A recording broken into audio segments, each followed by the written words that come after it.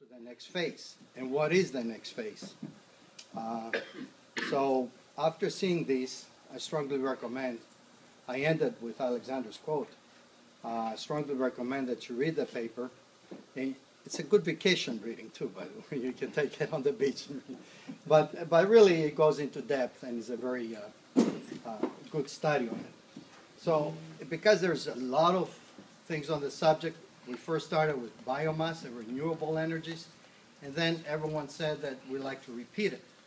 The question was, well, these energies are in place of oil or traditional fossil energies, and so why don't we talk about that also to see why we are where we are and why are we looking for renewable energies. So the presentation is about 20-25 slides and two 45-minute tapes. One is about oil and the other is about oil energies. In between, we can have a bio break for refueling and get some refueling. Okay, no pun intended here. So actually intended. So that's the agenda. We're going to quickly define energy and what is not, the forms of energy, the sectors of energy, uses and consumption of energy, the secrets of oil. It's about the oil industry. We take a break, and then we go into the renewable energy ones, which are basically based on photosynthesis. And we'll talk about a little more biased toward the biofuels, because that's the whole thing started. I was part of a project with Honeywell where we take biomass and actually we produce renewable fuels now, jet fuels for the Air Force. And create or cause a change or make something happen. And we experience the results of the energy from its application. You don't experience it directly. And energy transforms from one form to another and usually is not destroyed. Energy is not, like we say, green or fossil. These are sources that we get our energy from. So energy is not green or fossil, but the sources of it. So what are these sources? So non-renewable come from fossil fuel, which means some million years ago, the plants got buried, became oil. We can't wait another 50 million years. So oil and coal is created that way. That's why we call them non-renewable. And then nuclear, of course, we spend it. And natural gas. These are the fossil-based or the non-renewable energies. And everything else that we try and replace it with is what we regenerate it, we renew it. There will be solar energy, wind energy, geothermal energy, because it's ongoing, coming out of the ground, and biomass energy. And of course, hydropower, waterfalls of Niagara is producing energy. The forms of energy are the basic physics: gravitational, kinetic, thermal, electric, chemical, nuclear, and one converts to the other. That's what we do. So this is my definition of what the human goal is, or what the objective is to efficiently harvest the energy from all these sources, convert it to one form to another so we can use it, but we have to store it first, distribute it, make it instantly available upon demand without damaging the ecosystem. How many of you like when I say available upon demand? Not just switching the light on and come on. How many of you cook instantaneously and disappear instantaneously? And that's how our society works. Everything we do works.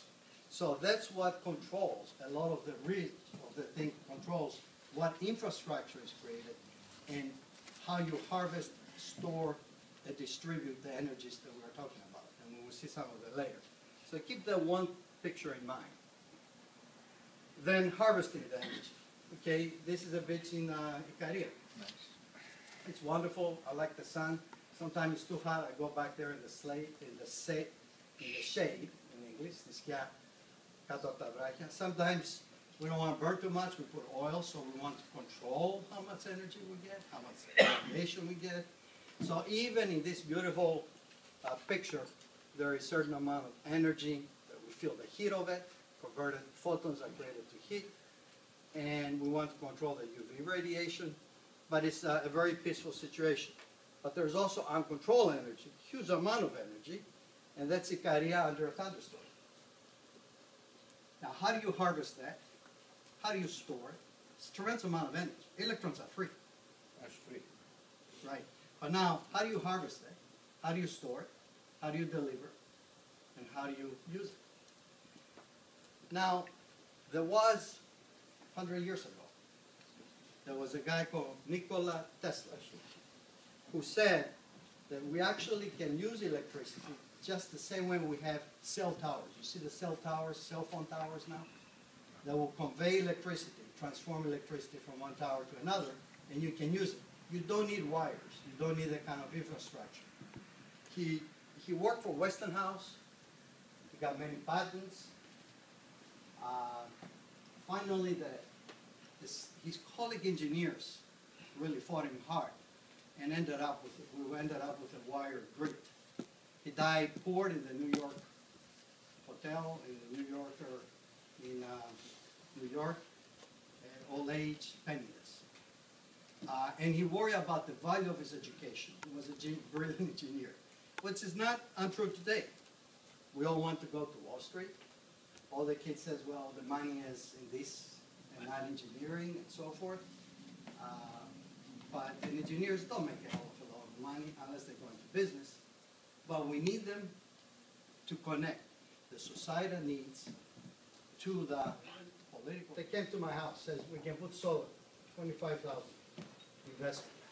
It pays back in 10 years, pays back in 12 years, assuming 10 kilowatt hour per 10 cents per kilowatt hour now, and 10% delivery that the transmitting company gives and so forth. So they're making me a value proposition that I will make money in 10 years. I may buy for it, and it might be 100 million people that want it. There isn't enough silicon for it. Now the price will go up. Materials that are used for alternate energies are also limited. Metals, for instance, to 35 to 30 of known reserves, 35 to 75 years. So this economic value proposition has to deal with the cost of the technology and prove that you can, the end user is going to make or save money. How it has to be monetized. Most of my failures, you can't really